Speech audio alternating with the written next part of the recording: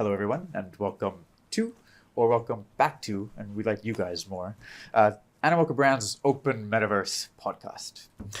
The podcast series that the ethos we're trying to capture here is really gathering insight from all of these founders, whether they be up and coming, already established, whether they're facing some difficulties, whatever it might be, to try to get a little bit more insight as to what Web3 is building, who is building it, and how they are building it. I usually like to start these podcasts off with a fun fact about myself. And today's fun fact is not so fun. It is a fact, though. And I'm going to be a little bit vulnerable because we've done 6 episodes now. I feel like I can't be. I was recently diagnosed with financial PTSD. Because apparently watching my portfolio repeatedly die over and over again is not necessarily mentally healthy. Thanks, Ed. So, because you've had such a distinguished career, you have flown high and you have really, honestly, a breadth and a depth of knowledge from really, really structured, regulatory, foreign policy, all kinds of policy, actually, environments and the intersection of technology between them, versus the absolute cowboy Wild West. I wanted to, but successful across all, I wanted to kind of humanize you a little bit. I was going to say for Good the luck. I know. I was going to say for the audience, but really it's for me sitting across from you. Right, so I wanted to ask you a question. What is something in your life that is not work-related that you're struggling with, that you're not happy with, and you're struggling to actually improve? I think currently it's getting exercise, getting out and about. Yeah. It's easy to be at the screen, working, trying to understand the world all the time, and just getting out into the world. Yeah. And usually using that avenue as an excuse as to why you shouldn't go out into the world. It's easy to make the excuses, yeah. It is. It's too easy. Yeah. Yeah. Could you please paint us a picture as to your career, your past experiences, and how they brought you here? Sure. Okay. I mean, I've gone through a bunch of things in my career, and in hindsight, it seems like every 7 years or so, I change to something different. And that's been pretty consistent. So earlier in my career, I was studying science and technology, became an academic, and I started teaching at Princeton University in computer science, doing sort of core computer science operating systems kind of stuff. One day, a couple of grad students walked into my office and said, "Hey, we're working on this security project. Do you have a week or so to work on this?" And I said, "Yeah, okay, I can do that. You don't have anybody else, I'll help you out." And so that led to me switching my field into cybersecurity. Wow. So I did that for a while. Then I got interested in law and policy and how it interacts with technology, and started studying that, learning, meeting people, and that led kind of to a career swerve to work on technology policy. Interesting. From there, during all this time, I'd been doing research and sort of going down the academic track, which on the one hand is sort of structured, teaching, doing research. On the other hand, at least as a computer science academic, you have to be pretty entrepreneurial.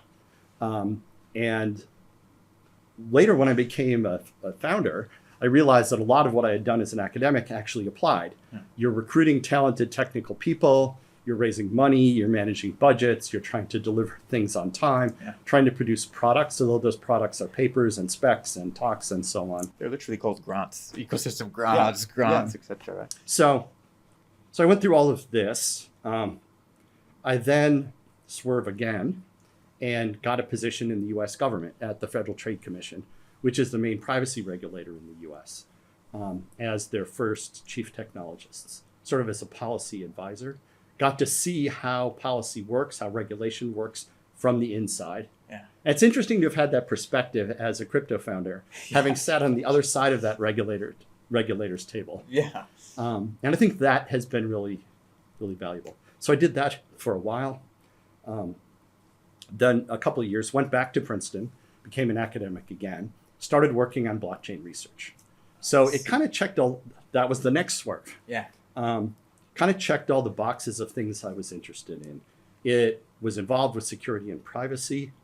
It touched economic policy questions in a big way, interaction with government, a lot of work related to communities and so on.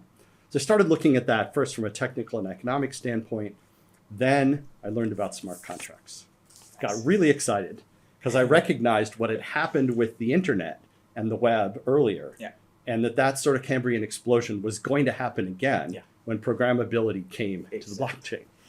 But the big problem there was, how is this going to scale up, right? If something like Ethereum was going to be this shared world computer, that shared world computer was going to be like a tenth of a laptop of capacity. Yeah, I know. Right? That wasn't going to cut it. You can't share that across the whole world. So how do you scale that? So this was like 2014. And that was when the idea for Arbitrum was born. And worked with some students, a group of students, to build the very first version of it as a class project. Yeah. Then another swerve, I got invited to work at the White House. And joined the White House staff. And so then I spent 2 years, the last 2 years of the Obama administration, as the Deputy Chief Technology Officer of the United States, working on all kinds of types of different policy issues and working with senior policymakers. A different view of that process. What is it like to see what happens at the White House, what happens in the Situation Room, and all of that. So that was a very intense time. Much more intense than any other job I've had. So in January of 2017, it was the end of President Obama's second term. We knew that the time there was going to end, and it did. And I went back to Princeton and was decompressing. I can imagine you needed to. Yes. It took some time. I was wondering what I was going to do. And then one day, 2 graduate students walked into my office and said, "Hey, let's do this Arbitrum thing again." Wow. So I'm decompressing. What am I going to do? And then, just like echoes of before, 2 graduate students, 2 PhD students walk into my office and say, "Hey, remember that Arbitrum thing you were doing before you left? Why don't we work on that again?" Yeah. So we started to do that. We spent about a year building this as an academic project and prototype. We went maybe, 30% of the way from raw idea to commercially viable product. Published an academic paper. And at that point, we said, okay, this feels like a startup. Yeah. Let's start a company, right? Yeah. And so we did. We were 3 people in the room. We had a massive corporate treasury of $10,000. We had nothing like a product. We had no idea what we were doing. And so, then a bunch of things happened. 3 years later, we had a product and we released a mainnet, and it started to grow. Yeah. Right. And now it's become a much bigger thing, a lot more users, a lot more complex. The company is around 125 people. Many lessons learned along the way. Actually. It is lean. And it feels like, and I like that. Yeah. Small teams can do more, can move faster, more coherent. Right. But nonetheless, it is growing. And it's a very different experience. So we've been through that journey, which has been kind of exciting. Oh, I mean, it sounds like your whole life has been kind of exciting. It's one thing after another. Yeah, and what you're calling swerves, I mean, others would call lifetime milestones. Every swerve is a lifetime milestone. But it didn't seem like it at the time. Yeah, I'm sure, especially because of like how compressed you were. And the different environments that you were putting yourself in, right? I mean, it felt like taking a leap each time. Which is fantastic. Not knowing. You always want to be. What you said in the beginning is held true. You really do have to have an entrepreneurial mindset to be able to actually take these leaps, take these jumps, absorb what you can, and then apply them to the next thing, right? Yeah. Not that you were necessarily trying to do that, but... Well, no. I mean, I can make it sound like a coherent story in hindsight, but along the way, it seemed like at every moment, I sort of had my head in a swivel. What should I be doing next? That's good to know, because... A lot of people from down here looking up towards you, it just seems like you're the kind of person that just has it always figured out. Everything is there. Of course you're going to build Arbitrum. Of course you're going to successfully commercialize it. But I'm sure it didn't feel like that at many points in time. Yeah, I'm sure maybe sometimes it still doesn't feel like that, right? Yeah, I mean, it always feels like there's something new happening. There's a new challenge. Yeah, And they're a new entrance. I mean, it's important to do that, but also, I mean, it's kind of, I think, hard in hindsight to tell how much of a role luck has played. Luck has played a big role, there's no doubt. Yeah, but you can't be lucky every single time, right? Well- There is skill, there is luck, there is timing. Yeah. And I really feel like by having so much variety and doing different things and changing, that there's a sort of perspective that I've gotten. Again, sort of in hindsight, it's kind of remarkable how often I learned something because it was interesting, and then it turned out to be really useful later. Yeah. That's fantastic. Yeah, I mean, and one thing that was unusual about me as a startup founder was my age, right? Yeah. We started this company, I was 55 at the time. Yeah. There's not that many 55-year-old first-time founders. Yeah. But that, again, has proven to be useful to have had more life experience. Yeah, there are not so Right? many people. I mean, because Yeah. the startup experience is an emotional roller coaster, right? And some days you're on top of the world and everything's going amazing. The next day it's terrible, and how can you possibly succeed? Yeah. And I think it helped to have had more life experience, because no matter how good it wasn't the best day of my life. No matter how bad it wasn't the worst day of my life. Fair enough. That's Yeah. super useful too. Your ability to preempt all of my questions is fantastic. Really. Yeah, because these are a lot of things that I kind of wanted to understand, Yeah. right? Like, yeah, exactly like you say. Were there good days? Were there bad days? Are there good days? Are there bad days? Yeah. Of course, I'm sure there are. And I myself has not embarked on a founder's journey, but I can imagine it's incredibly stressful, right? Yes. But referencing back to the point you said was the most stressful in your career, Yes. your time at the White House. Absolutely. I'm wondering a couple of different things. A, why, obviously. Yeah.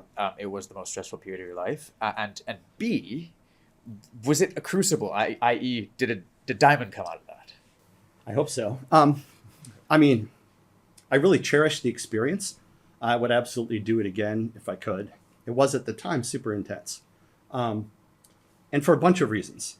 One is you work as hard as you can in a job like that. There's a real sense of responsibility. Yeah. And although I was not a decision maker, I was advising decision makers on the decisions that are made Yeah. are literally life and death for other people. Yeah, that's crazy. Right? So the stakes are different, and you feel those stakes in an interesting way. So I had a colleague there, for example, who worked on improving the kidney transplant system in the United States. And, she could quote the facts and figures about how many people died every day, every week, because the kidney transplant system had not been improved enough. Did you invite her to many parties, or? She was an interesting and fun person, but she also, you had this sense that there was a clock ticking in her mind, right? If I go to the movies tonight, right, that's 3 hours I don't spend solving this problem, right? And that's like 3/10 of a death. I suppose those are the kinds of people I mean, you want, right? You do, right? But You do, but like, how do you ever sleep? How do you ever do anything but work when you feel that? I mean, it wasn't that direct for me, but there is a real sense of responsibility in the job. I can imagine. And you're doing planning for a lot of different things. Yeah. Also, the pace is very fast, and you constantly are giving advice, and decision makers are making decisions based on incomplete information. You really have to get comfortable with decisions being made on incomplete information, on we did our best to get the best information, but now you have to decide and move forward. Very useful from a startup founder, but this completely recalibrated my sense of what stress is, what's a difficult decision. Fair point. So basically what you're saying is Arbitrum was a walk in the park. By comparison, yes. By comparison, exactly. Just the emotional weight that bears on you, right? Yeah, absolutely. Fair enough. That's incredibly interesting. So we did dive in a bit into your White House experience. Yeah. Oh, I did have a question about the White House, actually. Yeah. Is Obama really like that cool and that calm and collected the entire time, or does he have his moments? I'm sure he has his moments. It's just not in front of anyone. Behind the scenes, Yeah, he seems kind of like the person you see in public. I mean, it's interesting. You don't even. I mean, I did see him in unguarded moments. Certainly saw him not in public. And I mean, it's one of the interesting lessons that, you know, I should have known, should have understood before going there, is all of these people, these, you know, famous people, political leaders, they're all, you know, they're just like us in many ways. Yeah. You know, I remember being in a situation room meeting and the attorney general was there and she was like very intense on some issue. Yeah. You know, fighting for her view and arguing and not, you know, definitely in control, but very sort of vigorously advocating. And then the meeting ends and she's like, hey, so friendly. And she's showing people pictures of her grandkids. Oh, that's awesome. Yeah, absolutely. So this is the same thing. And I saw President Obama in some of those moments. Yeah. Saw him when he said something interesting about this, actually, which is that his favorite thing was to meet with young children because they didn't know he was president. And they just treat him like a person. Yeah, true, actually. Ubiquitous fame. Because you can't, you know, no matter how hard you try, you can't forget that this is the president. You cannot. No, and then if you ever do forget, he has a Secret Service detail following. Wow, yeah, I mean, just to like treat him like, you know, I wouldn't have imagined calling him by his first name, for example. He's always Mr. President. Yeah, yeah. What are 2 or 3 things that people might not necessarily know about it or be surprised by? One is how small it is. Ooh. The West Wing especially, this is sort of the center of power. It's very small. Where'd they film the show then? I'm just kidding. I mean, the show looks like the real West Wing, but the thing you don't see is that the big shots, like the president, the chief of staff, the vice president, they have nice big offices. Yeah. Most people's offices are basically closets. Oh, no. If they have them, very small. So it's much smaller than you would expect. I think that's number one. Maybe number 2 is a bit of history. In, I think it was 1814, the White House was burned down by British troops. And there are places, and then rebuilt, and there are places on the building where you can still see the scorch marks from the fire. Wow, that's if you know where to look. Another one is there's a bowling alley in the basement. No way. There is. Popcorn? Well, if you work there, you can reserve the bowling alley. And you can bring in friends and you can bring in food and have a little party in there. That sounds amazing. No alcohol, but or don't get caught. Yeah. But I see. No, it's quite fun. That's awesome. And then finally, yeah, you can, if you know someone who works there, you can get a behind the scenes tour in the evening. No way. Yeah. What if you know someone who worked there? That doesn't help. Sorry. I used to love to give those tours, though. I can imagine. What does a behind-the-scenes tour comprise of? I mean, what it means is you're going through the West Wing. You get to look into the Oval Office and get some of the lore about it. You really come in. And for me, I love giving the tours partly because I'm sort of really into history. Yeah. And the history there is amazing. But also because it reminded me of how amazing it was to be there. Because you can get kind of jaded. Nice. Yeah. You get, there's tunnel vision, and then you just have to yank yourself out of it and show people like, it's like, oh man, I have to go all the way over to the Situation Room for a meeting. Yeah, I know. Yeah, true. There are shows made about that. Yeah. No, it is kind of a gift to be reminded of how special it is to be there. And being around such strong leaders, do you think that's influenced your leadership style? I hope so. I mean, I saw some really great leaders in that role. Leader of the free world is a pretty good one. Yeah, I mean, also people who were really, really skilled and thoughtful at motivating people. One of the things about the White House is that it can easily become a very difficult workplace because of the stress, the long hours, the uncertainty, because of the egos often that are there. The office politics there are played at an extremely high level. Everything else seems easy mode by comparison. It's literally the highest level of politics. And so it can be an inhumane place to work unless the leaders are really working to try to keep everyone working at a high level, working hard, but also feel like they're appreciated and make it a place where you feel somewhat at home. And I think seeing people who are great at that, doing that, has kind of inspired me, and I hope I've picked up some of their tricks. Fantastic. I'm going to kind of, well, not veer. This flows very nicely into a little bit of a harder question, maybe that I have, which is, it's nice to hear you say that. Yeah, that motivation, that just get up and go and bring people with you, is something that you at least notice it, and which means you have absorbed it, right? I suppose when new entrants come into the market, like the Ethereum war, basically, right? And sometimes Arbitrum sees itself not hemorrhaging, but basis stealing, optimism is stealing, etc. How do you then push forward with your team? How do you strategize? What can we expect really from Arbitrum in the future? Yeah. I mean, I think it's a few things. One is, that there will be ups and downs, right? And to not get too low or too high emotionally, especially to stay focused on what is the core direction you want to be moving. What are you trying to achieve? And to still always think strategically and not get caught up in the momentary narrative. How to participate in the crypto narrative is for me challenging, because on the one hand, it can be contentious, it can be very short term, and it can get kind of brutal at times. And we want to advocate for our points because we believe strongly in them. And I think that can be a challenging thing. I think having been around people who are really good at political messaging, maybe some of that has rubbed off. I think you're more dangerous than you're letting on. Maybe, I don't know. You don't seem it. I won't admit to that.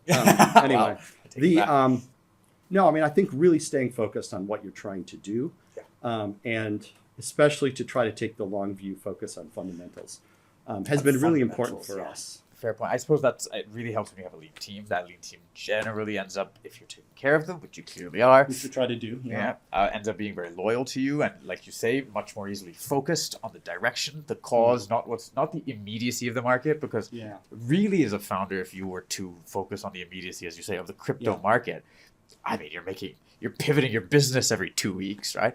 It's untenable. Which you can't really do. I mean, some people try, but you cannot, right? It's pivoting at the right time. And pivoting when the moment is right? So then, how are you guys, Arbitrum as a whole, and even off-chain, right? How are you guys viewing it, right? What's the strategy, essentially? Where are you going? I mean, I can answer that question more easily for Offchain Labs than for the Arbitrum community broadly. It's growing. One of the really interesting things I think about Arbitrum and how the Arbitrum DAO operates is that it is really more decentralized, really is more democratic than I think many other projects, communities, or DAOs are. DAO being decentralized autonomous organization, which is a distributed, decentralized governance infrastructure. So this is the way that the Arbitrum community governs the operation of the Arbitrum One chain. Sorry, this is just for some folks that might not. And we took, when we decided to create the DAO and hand over the governance of the Arbitrum One chain, the main chain, to the DAO, we really did that. So nothing can happen there without the DAO voting, the token holders voting. Upgrades and decisions about technology, decisions about the community's treasury and what happens with that, all kinds of policies on the chain. Those are all decided by the community, really. It's not just, their votes are not advisory to us in any way. When they vote to make something happen, it happens directly, and their voting actuates it immediately on the chain. That's kind of unique. It's very unique. And that means we have a public, and there is a politics there, not in the partisan sense, but in the sense of people talking to each other and eventually voting to decide what's going to happen, right? And that can be a chaotic and noisy process. But we believed in it. Are, right? That's right. That's inherent. And this is, again, where having had some experience in the White House was valuable. Seeing how people there think about interacting with the public. And they will decide what they decide. It really does belong to them. You know what they say, the worst part of everyone having a voice is everyone has a voice. voice. You hear a lot of voices, yeah. I mean, as far as Offchain Labs, we really focus on being a core technology developer. Yeah. We focus on supporting the broader Arbitrum community. That's not only the DAO governed chains, it's also all of the app chains or corporate chains. Yeah. There's now around 150 of them. Yeah. And each one has its own governance. Orbit. Sometimes it's a company, sometimes it's an organization. And the Arbitrum mantra is your chain, your rules. Yeah. So they want different things. They want customizations. And we focus on supporting that broader community with technology development and trying to provide the missing pieces. Yeah, there's security based around that too, etc. Sure. Right? We focus on fundamentals, security, and then driving the core metrics. That's lower cost, faster response time, more capacity on the chain, and better user experience. Having been the foundational contributors essentially to the creators of Arbitrum, is it not like handing your child over to a group of strangers? Maybe not so much to a group of strangers. It feels more to me like the child growing up. Fair enough. Yeah. And I've done that. Yeah. Right? Sure. You go make your own decisions. Yeah. And it is both scary, but also amazing when they're self-sufficient and make good decisions. And like a parent, you're there. You're saying, "Here, we're still here to support you. We're still building out technology." We'll help you. Exactly. Right. You have a problem, we'll come. But your decisions, and that's how it should be, right? It is. It's not how it usually is from time to time. Right. There is a lot of emotional attachment. There's a ton of different things. Maybe DAOs don't function the way they should, etc. We felt from the beginning this was the plan. Yeah. Right. We hoped to get to the size of community and level of success where there would be a community to hand this to. Yeah. Well, you're again preempting my questions. I love it. And that happened, right? And so it kind of was always the plan. But it's one thing to say we want to do this. It's another thing to figure out how. Yeah. And that took a long time to figure out. Yeah. Right. So then when you're thinking about Arbitrum and its place, sorry, for those who are not aware, I'll actually let you give the elevator pitch as to what Arbitrum actually is fundamentally. We think we alluded to it a little bit further back where we're saying it's Ethereum based and it's trying to scale on top of Ethereum because by design Ethereum has a limited amount of I think I just gave the elevator pitch. Please go ahead. This was the value proposition early on. It's built on top of Ethereum. It works just like Ethereum, but it's much cheaper, much faster. And you can have many of them, right? You can have many chains that can operate side by side. It gets its core security from Ethereum, which means it uses a little slice of Ethereum service. For a while, Arbitrum One chain was the largest user of Ethereum gas, the largest single user. I don't think that's the case anymore, but it's still one of the top ones. So uses Ethereum, built on it, and very much part of the Ethereum ecosystem and the Ethereum stack. And we like to think sort of across these layers, right? Arbitrum is a layer 2 chain, meaning that its security is built on the foundation of Ethereum.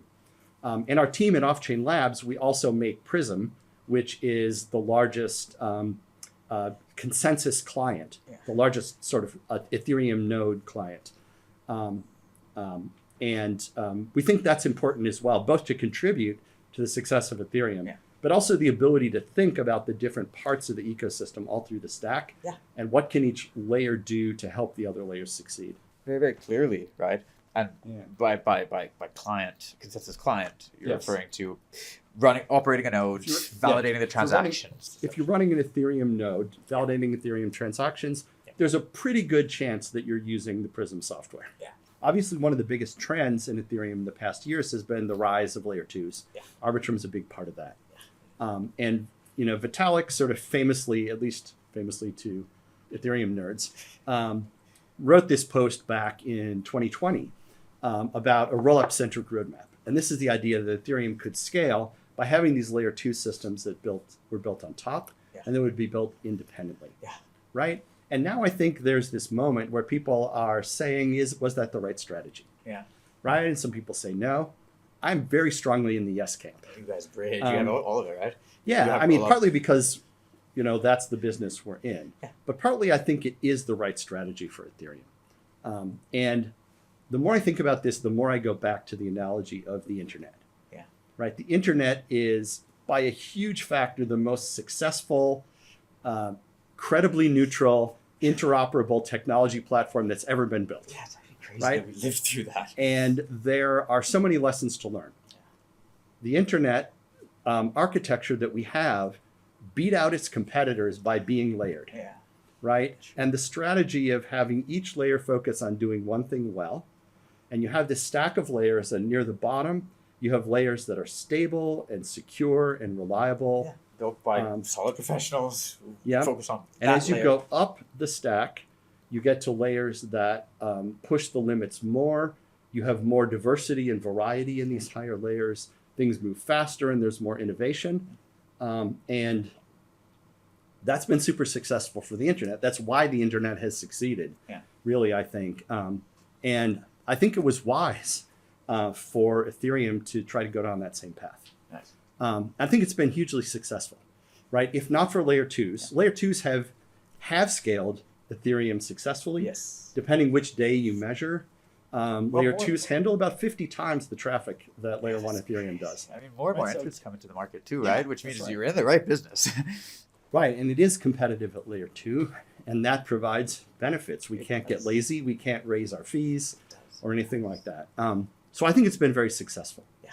But there is a trade-off that Ethereum has had to make, as any chain has to make, and that's the question of, are you optimizing for revenue, Yeah. fee revenue, or are you optimizing for growth? Yeah.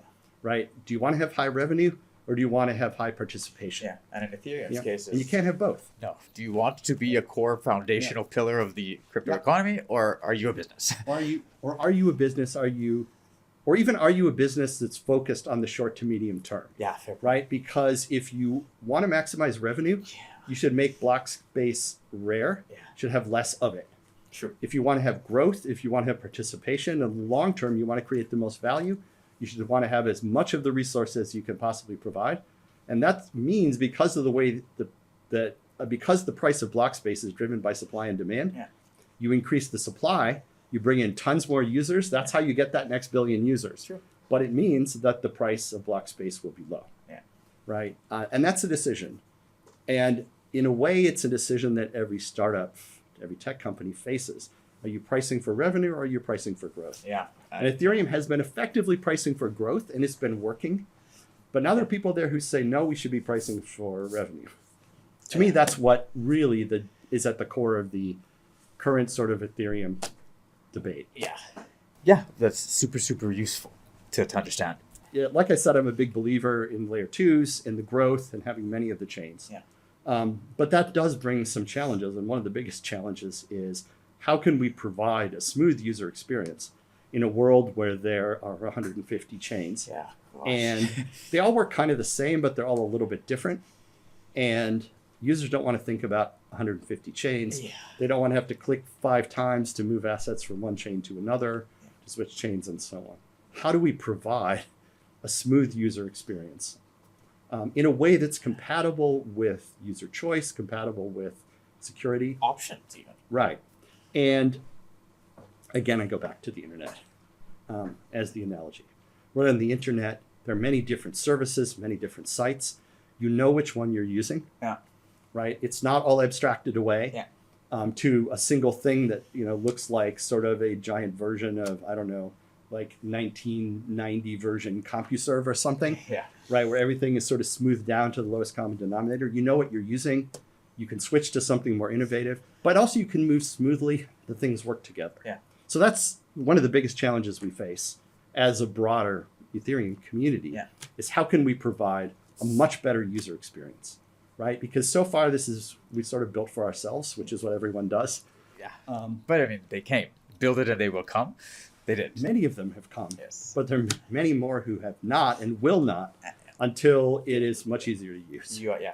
Right? So focusing on that UX in a realistic way, right? And that means not only sort of having, smooth widgets that look good on a mobile phone and all of this, but it also means it has to permeate the whole stack.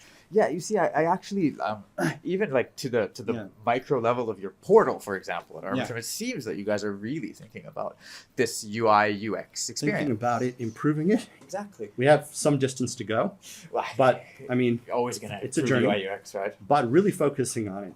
But the thing that comes back, that we keep coming back to, is that you can think, what should the user experience be?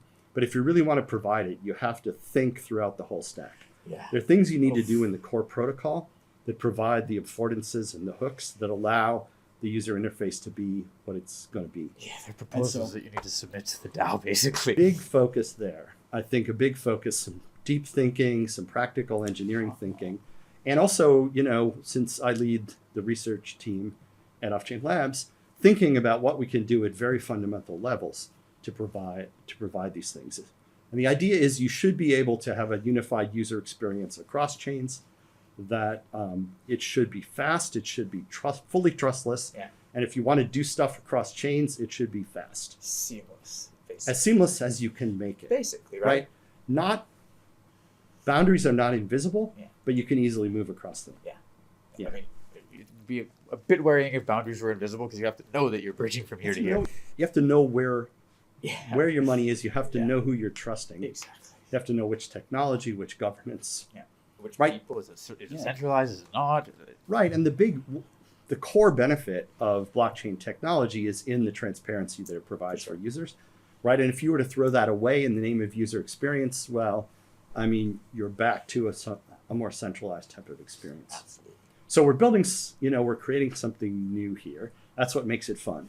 Always. But I think that, to me, the biggest journey that we're going to go on over the next, months to years, is going to be about improving that user experience and about thinking more comprehensively through the whole stack. And I love how you this is very, very commonplace when I invite founders on. It's exactly tantamount to our own thinking at Animoca Brands. You're speaking about the Ethereum community. Yes. Right. So like you're literally thinking about how you as a community, which is is everybody in Web3, who has stood the test of time, at least from my humble knowledge. Those are the people that are pulling people up with them, right?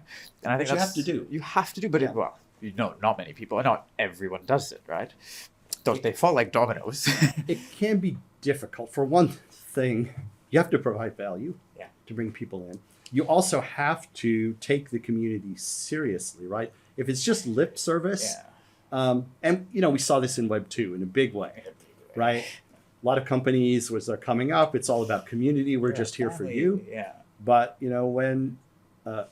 when push comes to shove, the decisions are made centrally. Yeah. I don't And think you need the community push. is a resource, Yeah. right, to be exploited, Exactly. right? And we need to do better than that.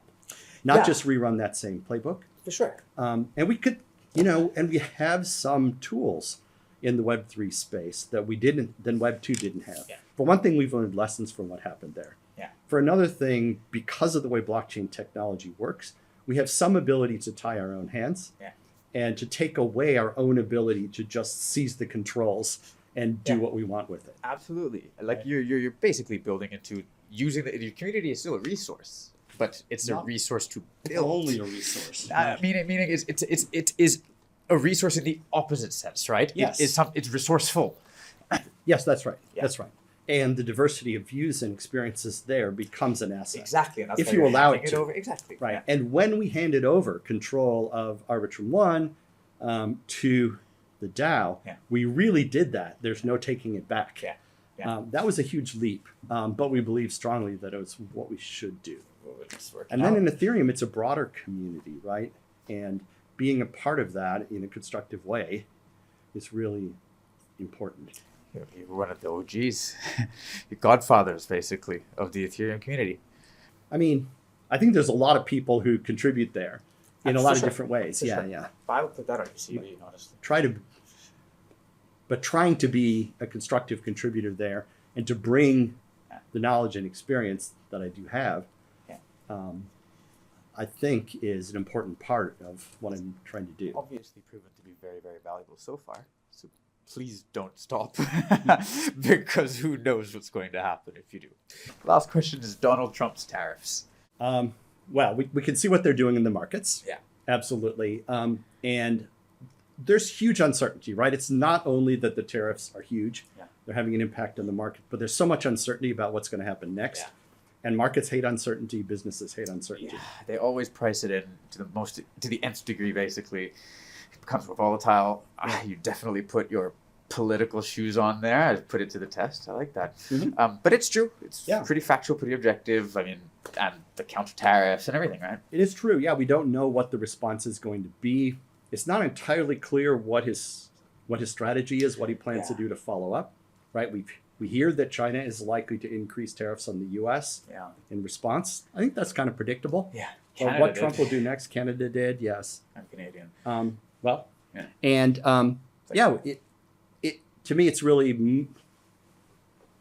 really about the uncertainty more than anything else right now. Generally, it's really why risk-on assets like crypto are always so volatile, right? It's always the uncertainty. Yeah.